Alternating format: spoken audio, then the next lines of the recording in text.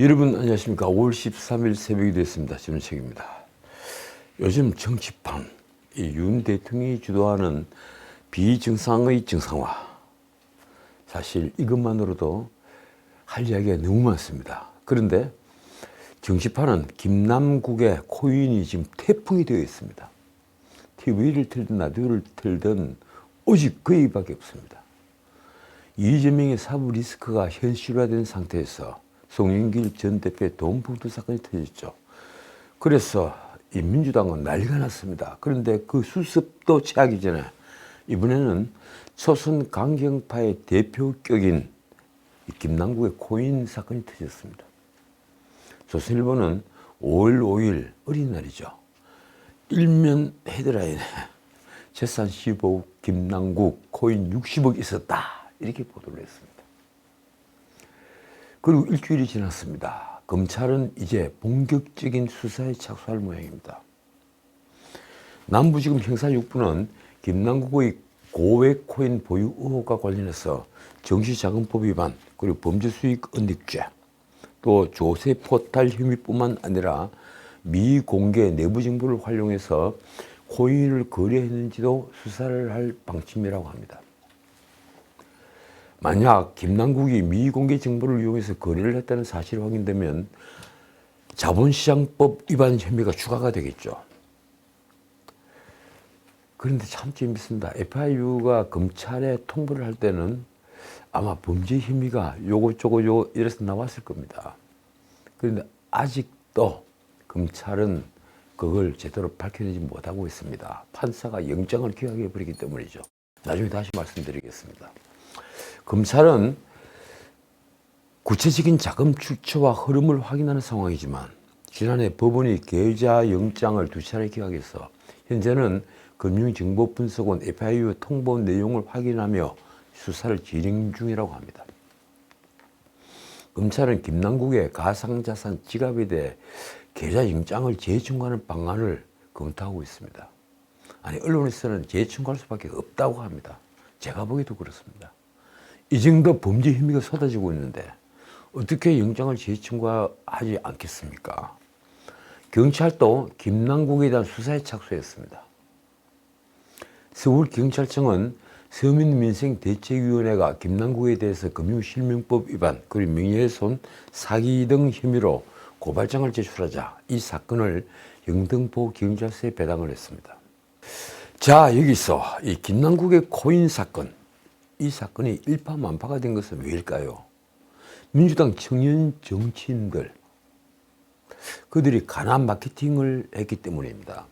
김남국도 구멍난 운동화와 그리고 매일 라면만 먹는다는 가난 마케팅, 그들 용어로 빈곤 포르노로 대중적 인지도를 높였습니다. 그런 김남국에게 60억 코인, 그것도 잡코인, 이른바 김치코인이라고 부르는 가치가 불투명한 코인이 무려 60억 원어치나 있다고 하니 대중은 얼마나 놀랐겠습니까? 그래서 재산 신고 내역을 보니까 뭐 11억, 15억 이러고 있더군요. 그런데 코인을 60억 원어치나 샀다. 그것도 잡코인을. 그러자 김남국을 아는 이들이 거의 사건 수임수까지 거론하면서 돈의 출처를 의심했습니다. 그럴 수밖에 없죠. 그런데 이 김남국의 어설픈 해명이 화를 불렸습니다. 김남국은 이준석이 하면 자랑이 되고 김남국이 하면 논란이 된다며 억울해했습니다. 이준석이 코인으로 선거 2번 치를 돈을 벌었다고 자랑을 했죠. 그래서 그걸 물고 들어간 것입니다. 그런데 이준석은 공직자가 아니어서 재산 공개 의무가 없는 데다가 이해충돌 여지도 거의 없습니다. 당대표 할 때도 말입니다. 김남국은 LG 디스플레이 주식 10억 원어치를 팔아 김치코인 위믹스를 샀다고 해명을 했는데 주식을 판 것은 2021년 1월이고 가상화폐 거래소인 업비트에 돈을 입금한 것은 한 달 뒤인 2021년 2월입니다. 그래서 그걸 팔아서 이 위믹스를 샀다는 것은 말이 되지 않는 겁니다. 그리고 이때는 위믹스가 상장한 2021년 1월보다 1년이나 전입니다. 위믹스는 주식을 팔아서 산 게 아니라 가상화폐 거래소 비스에 있던 걸 업비트로 옮겼다가 다시 다른 거래소로 옮겼다는 게 조선일보가 확인한 사실입니다. 여기서 김남국이 해명할 문제는 우선 둘입니다. 첫째, 김남국은 LG 디스플레이 주식에 투자한 돈은 출처가 어디인지, 그리고 위믹스를 산 돈의 출처는 어디인지를 정확히 밝혀야 합니다. 두 번째 문제는 어제 제가 방송에서 말씀드린 바처럼 자신의 전 재산 15억보다 4배가 넘는 돈을 실체가 불분명한 이른바 잡코인에 어떻게 몰빵을 할 수 있느냐는 것입니다. 그리고 그 돈은 누구 돈이냐? 한겨레도 똑같은 지적을 했습니다. 무슨 확신으로 재산의 절반가량을 위믹스에 투자할 수 있었는지 의구심이 생기는 것은 당연하다. 게다가 김남국은 평소 200원 정도 하던 위믹스가 2021년 12월에 28,000원 고점을 찍고 하락을 할 때, 그러니까 엄청나게 올랐던 겁니다. 그래서 하락을 할 때 이를 매도한 것으로 보입니다. 문제는 이 과정에서 P2E가 뭔가 하면 Play to Earn을 줄임말입니다. 그걸 PEE라고 쓴다고 합니다. 돈 버는 게임, Play to Earn. 이 P2E 게임 관련 코인을 사전에 제공을 받거나 시세보다 저렴한 가격에 취득을 한 정황이 보인다는 것입니다. 입법 로위에 이용을 당했다는 의심입니다. 실제 김남국 등은 가상화폐 수입에 대한 과세를 연기하는 법안을 발의를 했죠. 그리고 P2E에서는 게임 머니를 가상화폐로 한다 하는 것을 명문화했습니다. 입법화한 겁니다. 실제 국회에서 P2E 게임 규제 완화를 논의할 때마다 관련 코인들은 아주 급등을 했습니다. 대선 전국에서도 이 P2E 논란이 나왔죠. P2E에 대해서 민주당 이재명 후보는 P2E를 나쁘게 볼 필요가 없다면서 세계적 흐름으로 무조건 금지하면 쇄국 정책이라는 말까지 했습니다. 결국 어제 조선일보 사설까지 이 문제를 짚었습니다. 그 제목이 아주 놀랄만 합니다. 이렇습니다. 김남국 의원 게임 업체에서 코인 받은 것 아닌가. 신문은 이 김남국의 가상화폐 사건은 P2E 업계가 김남국에게 합법화 로비하는 과정에서 불거졌을 가능성이 크다는 관측이 나오고 있다고 썼습니다. 위믹스가 공시보다 30%더 유통되면서 게임 업계에서 문제가 있다는 지적이 나왔지만 국회에서 P2E 게임에 대한 규제 완화 기류가 감지될 때마다 가격이 급등했다는 것을 지적했습니다. 그러면서 특히 주목되는 것은 방금 제가 말씀드린 바처럼 민주당 대선 후보였던 이재명이 지난 대선 때 이 P2E 허용을 공약하는 과정에 김남국이 개입했다는 의혹이라고 했습니다. 위믹스 코인을 비롯한 P2E는 사행성이 커서 규제 완화에 대해 반대 여론이 아주 많았는데도 당시 이재명 후보는 2021년 12월 P2E가 세계적인 흐름인 만큼 나쁘게 볼 필요는 없다고 강변하면서 무조건 금지하면 쇄국 정책이라는 말까지 했죠. 김남국은 이 시기에 위믹스를 보유한 채 이재명 캠프의 온라인 소통 단장이었습니다. 조선일보는 2021년 12월 이재명이 P2E 합법화 구상을 게임 유튜브 채널에 출연해서 밝힌 것도 바로 김남국의 주선이었을 가능성이 크다고 썼습니다. 제가 보기에도 그런 의심이 갑니다. 당시 김남국은 가상자산에 대한 과세를 유예하고 그리고 소득공제를 확대하는 법을 만드는 것 외에도 작년 1월에는 P2E 관련 국회 토론회에 참석하기도 했습니다. 신문의 지적대로 이는 전형적인 이해충돌 사례로 검찰 수사가 불가피합니다. 어쨌든 재산이 15억 내외였던 김남국은 무슨 돈으로 88억 원에 달했던 코인을 보유하게 됐을까요? 조선일보는 게임 업체의 코인 로비가 무관치 않을 것이라는 의혹만 커지고 있다면서 직설적인 질문을 던집니다. 김남국이 게임 업체로부터 코인을 받은 것 아니냐? 그게 아니라면 김남국은 증거를 갖고 명쾌히 설명해야 한다. 제가 몇십 년 신문을 봅니다만 신문 사설에 이렇게 직접적으로 질문을 한 예를 아직 본 적이 없습니다. 그런 한편 조선일보는 어제 방송에서 말씀드린 법원의 압수수색 영장 기각 문제까지 거론합니다.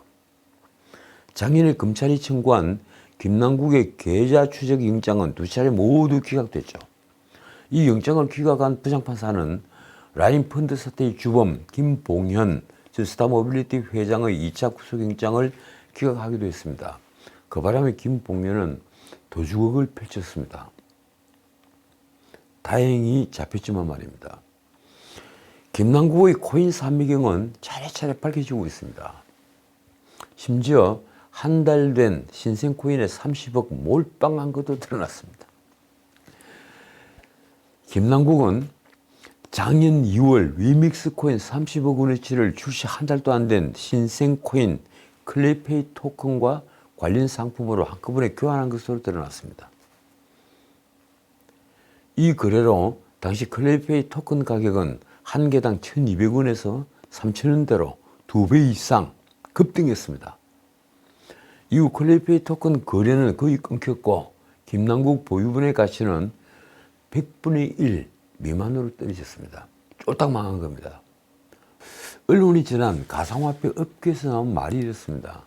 코인 투자로 한 해에 9억 원 수익을 올렸다는 김남국이 납득 안 되는 거래를 했다. 잡코인 세력의 작전에 연루됐을 수 있다. 이런 클레이페이 토큰 거래는 작년 2월 15일 클립에 있는 김남국 전자지갑의 거래 내역에서 확인이 되었습니다.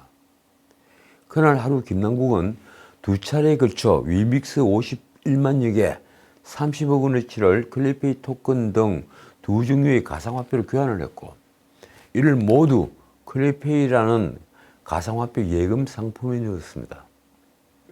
이 과정에서 김남국은 하루에 클레이페이 토큰 59만 개를 구입했습니다. 당시 클레이페이 토큰의 하루 거래량은 20만 개에서 80만 개 수준이었습니다. 그러니까 김남국이 하루 거래량의 최대 3배에 가까운 물량을 삭슬한 겁니다. 그러자 말씀드린 대로 코인 가격은 아주 폭등을 했습니다. 그러자 가상화폐 업계에서는 클레이페이 토큰은 당시 출시 한 달도 안 된 잡코인인데 김남국이 위믹스를 팔고 클레이페이 토큰으로 갈아탄 것은 이례적 투자라는 평가가 나왔습니다. 클레이페이 토큰은 작년 1월 19일 출시됐는데 이 코인을 맡기면 이자를 주는 예금 상품과 연계가 되어 있었습니다. 어디 많이 들어본 구조죠. 작년 폭락 사태를 일으킨 바로 루나테라 예금과 아주 비슷한 구조인 것입니다. 하지만 클레이페이를 만든 업체는 지난해 여름 종식을 감춰버렸습니다. 현재 클레이페이의 가격은 개당 10원에서 20원 수준으로 아주 폭락한 채 있습니다. 결국 김남국이 투자한 원금은 116분의 1 수준으로 쪼그라들었습니다. 이에 대해 가상화폐 전문가들은 김남국이 피해자가 아닐 수 있다고 말했습니다. 이건 또 무슨 말일까요? 김남국은 2021년 한 해에만 코인으로 8억 원에서 9억 원의 수익을 올렸습니다. 국회의원이 국정이 아닌 다른 곳에 한눈을 판 것입니다. 코인 업계에서는 이런 고수익 실적이 있는 김남국이 사기성 잡코인에 투자를 해서 투자금의 대부분을 날린 것이 이해되지 않는다고 했습니다. 언론이 보도한 또 다른 관계자는 잡코인 세력들은 처음부터 대형 투자자들과 작전을 짜고 가격 급등에 따른 수익을 챙긴 뒤 사라지기도 한다며 이렇게 결론을 내렸습니다. 투자자에겐 가상화폐 투자로 손실을 봤다는 명분을 주고 뒤로는 투자자에게 원금 일부를 돌려주는 방식으로 돈 세탁을 할 수 있다. 쉽게 말하면 김남국의 돈 세탁을 그 클레이페이 토큰 만든 자들이 이용을 했다는 겁니다. 말하자면 돈 세탁의 방법으로 외형상 대규모 손실을 본 것처럼 만든 겁니다. 김남국의 코인 투자 뉴스는 이외에도 많습니다. 김남국의 이런 가상화폐 보유 논란은 위믹스라는 유명하지 않은 이른바 잡코인에서 비롯됐습니다. 위험한 게임 관련 코인을 최소 수십억 원어치 사들였기 때문입니다. 그런데 이번에는 KBS가 김남국의 또 다른 잡코인 투자를 찾아냈습니다. 코인 전문가들이 위믹스 정보를 추적해서 이 김남국의 지갑의 거래내역을 추가로 분석을 했는데 그 결과 지난해 4월 말 마블엑스라는 코인이 10억 원 상당 유입된 것으로 드러났습니다. 그러니까 김남국이 마블엑스를 사들인 겁니다. 마블엑스는 국내 게임 회사 넷마블이 게임 머니용으로 발행한 코인입니다. P2E 코인이죠. 지난해 3월 출시됐고 5월 6일 상장이 됐는데 김남국에게 코인이 유입된 시기는 4월 21일부터 5월 3일에 집중되어 있었습니다. 그러니까 상장 직전입니다. 말하자면 거래소 상장 직전까지 37차례에 걸쳐 19,000여 개, 당시 가격으로 9억 7천만 원어치를 사들인 겁니다. 그리고 이 상장일인 5월 3일부터 6일까지 이 코인이 폭등 시기에 보유한 양의 3분의 1인 6,200여 개를 팔았습니다. KBS는 이 거래로 김남국이 3억 2천여만 원의 이익을 봤을 것으로 보았습니다. 엄청난 돈벌이를 한 겁니다. 그러니 국회의원이고 뭐고 눈에 보였겠습니까? 그리고 김남국이 코인을 판 직후에 이 코인은 폭락을 거듭했습니다. 그런데 이 역시 약 2주 정도 짧은 시간에 무려 10억 원에 가까운 토큰을 매집한다는 게 아주 이례적이라는 평가가 따랐습니다. 국민의힘은 국회 상임위원회 회의 중에도 코인 투자를 했다는 등의 의혹이 제기된 김남국을 겨냥해서 국회의원직을 내어놓아야 한다며 사퇴를 주장했습니다. 원내대변인 장동혁은 이렇게 비판했습니다. 김남국은 청문회와 상임위를 불문하고 수십 차례 쪼개기 거래를 한 가상화폐 중독으로 머릿속이 온통 가상화폐로 가득 찼다. 그러면서 김남국이 내놓은 깡통 해명마저도 거짓으로 드러났다고 지적했습니다. 장 대변인이 한 말이 이렇습니다. 급기야 이상거래 의심을 피하기 위해 수백억 원 상당의 가상화폐를 수천만 원으로 수십 차례 거래하는 일명 쪼개기 수법까지 동원했다. 실제 장동혁의 지적대로 김남국은 지난해 이모 발언으로 전 국민을 웃긴 한동훈 법무부 장관 후보자 청문회를 비롯한 여러 법사위 회의에서 이 코인 거래를 했습니다. 여러 회의에서 시간과 장소를 구애받지 않으며 최근까지 무려 1,400여 건에 달하는 거래를 한 것으로 밝혀졌습니다. 장동혁의 말이 이렇습니다. 온통 가상화폐에 정신이 팔려 있으니 이모 교수가 엉뚱하게 이모로 보인 것 아니겠느냐. 그렇게 했죠.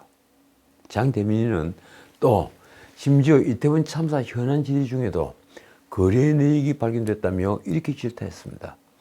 현안 질의를 하며 호통치고 목소리를 높인 것은 가상화폐 금단 현상 때문이었나.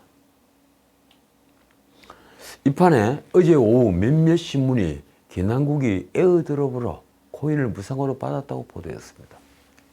놀라운 일입니다. 이 에어드롭으로 코인을 무상으로 받았다. 이건 민주당 진상조사단의 보고 내용입니다. 에어드롭은 암호화폐 시장에서 특정 암호화폐를 보유한 사람에게 투자 비율에 따라 신규 코인을 주거나 또 코인을 무상으로 지급하는 것을 의미합니다. 어쨌든 민주당은 엎친데 덮친격이 됐습니다. 아까도 말씀드렸지만 당대표 이재명부터 연일 재판을 받고 수사를 받느라 정신을 못 차릴 지경인데 그 사법 리스크가 만만치 않은데 송영길 돈봉투 사건이 터져서 의원들이 봉투를 받은 사람들이 적어도 20명 이상 되니 다 조사를 받게 되었습니다. 송영길은 탈당을 했지만 말입니다. 여기에 이번 코인 게이트가 터지는 바람에 당은 지금 와해 직전까지 내몰린 것입니다. 당초 60억 원 가량의 코인을 보유한 의혹으로 시작된 김남국 코인 논란은 이해충돌 의혹에다가 코인업계의 입법 로비 의혹 그리고 국회 회의 중 코인 거래 의혹 등 걷잡을 수 없이 확산됐기 때문입니다. 우리 국회가 왜 이렇게 썩었을까요? 위기를 느낀 민주당 내에서도 김남국이 의원직에서 물러나라며 사퇴를 요구하는 목소리까지 쏟아졌습니다. 그런데 김남국은 아주 늠름합니다. 그는 하늘에서 떨어진 돈 하나 없다며 반박을 했습니다. 자기는 깨끗하다고 말입니다. 많은 의원들은 14일 열리는 쇄신의총에서 김남국의 거취를 논의해야 한다고 요구했습니다. 어떻게 결론이 날까요? 이원욱이가 페이스북에 쓴 글이 이렇습니다. 민주당이 코인 늪에 빠졌다는 비아냥이 있다. 김남국에 대한 징계 절차에 들어가는 것을 출발점으로 전면적 쇄신의 길에 나서야 한다. 이원욱 의원 같은 분들이 민주당에 꽤 있을 겁니다. 아마도 민주당 의원들은 시간이 지날수록 파문이 가라앉기는커녕 새로운 의혹이 불거지는 것에 충격을 받았을 겁니다. 국회 상임위 중에 코인 거래를 하는 자가 이 나라 국회의원이라고 하니 말입니다. 어떻든 민주당 진상조사단은 어제 김남국이 에어드롭 형식으로 코인을 무상으로 받았고 김남국 명의의 4개 이상 코인 지갑이 확인됐다고 지도부에 보고했습니다. 아까도 제가 말씀드렸지만 김남국은 지난해 이태원 헬로윈 참사 현안 보고 등 상임위와 본회의 중에도 코인을 거래했습니다. 정말 중독자입니다. 진상조사단은 거기에다가 김남국이 당초 알려진 60억보다 훨씬 더 많은 금액을 보유한 것으로 판단했습니다. 사태가 이렇게 돌아가면서 금요일마다 발표되는 한국갤럽 여론조사 결과에 다들 촉각을 곤두세웠습니다. 자, 어떻게 될까? 언론은 김남국 코인 파문으로 민주당의 20대 지지율이 12%포인트 급락한 것을 주목했습니다. 9일부터 11일까지 3일간 조사한 민주당의 2030 세대 지지율이 큰 폭으로 하락을 한 것입니다. 우선 정당 지지율은 국민의힘 35%, 그리고 민주당은 32%, 지지하는 정당이 없다 28%였습니다. 그런데 5월 2일부터 4일까지 사흘 동안 했던 직전조사와 비교해서 민주당은 동일한 지지율을 기록했는데 유독 2030 지지율이 큰 폭으로 하락을 한 것입니다. 그 일주일 전 직전조사에서 31%였던 18세부터 29세 그러니까 20대 지지율은 이번 조사에서 19%로 12%포인트나 하락을 했습니다. 30대 지지율도 42%에서 33%로 9%포인트가 하락을 했습니다. 그런데 40대 지지율은 거꾸로입니다. 36%에서 48%로 똘똘 뭉쳤습니다. 70대 이상 지지율이 17%에서 24%로 상승을 하며 민주당에 대한 전체 지지율은 하락하지 않았습니다. 문제는 민주당을 이탈한 2030 지지율이 국민의힘으로 이동하지는 않았다는 것입니다. 국민의힘 18세에서 29세 그러니까 20대 지지율은 지난주와 이번 주가 24%로 동일했습니다. 민주당을 떠난 20대가 국민의힘으로 옮겨오지는 않았습니다. 30대 지지율은 32%에서 28%로 오히려 4%포인트나 하락했습니다. 한편 갤럽조사에서 취임 1년 윤 대통령 국정 지지율은 어떻게 바뀌었을까요? 긍정평가 35%, 전주에 비해 2%포인트가 올랐습니다. 그런데 국정 부정평가도 똑같이 2%포인트가 올라 59%를 기록했습니다. 지난주와 마찬가지로 긍정평가 요인은 외교가 35%, 그리고 국방안보가 6%였습니다. 반면에 부정평가 역시 외교가 32%가 1위였습니다. 그 뒤로 경제, 민생, 물가 이걸 다 합쳐서 2%였습니다. 특이할 것은 7과 8일 방한을 했던 기시다 후미오 일본 총리와의 한일 정상회담에 대해서는 49%가 성과가 없었다고 평가를 한 것입니다. 절반 가까이는 성과가 없었다 이렇게 봤습니다. 성과가 있었다는 응답은 33%에 불과했습니다. 그 차이는 컸습니다. 자, 오늘은 여기까지입니다. 다른 뉴스를 짚을 기분이 아닙니다. 대한민국 국회가 왜 이리 개판이 된 걸까요? 김남국은 국회를 명성을 누리면서 돈벌이를 하는 것으로 알았습니다. 하긴 대부분의 유사 좌파들이 그렇습니다. 김남국은 법사위 회의 중에도 수차례 코인 거래를 한 사실이 12일 국회 영상회의록 등에서 확인됐습니다. 이재명은 국회법상 품위유지 의무를 위반했는지 윤리감찰을 긴급 지시했습니다. 글쎄요, 이재명 대표에게 사법 리스크가 없이 이런 조치를 했다면 얼마나 좋았겠습니까? 법사위는 작년 5월 9일 한동훈 장관 후보자 인사청문회를 진행을 했죠.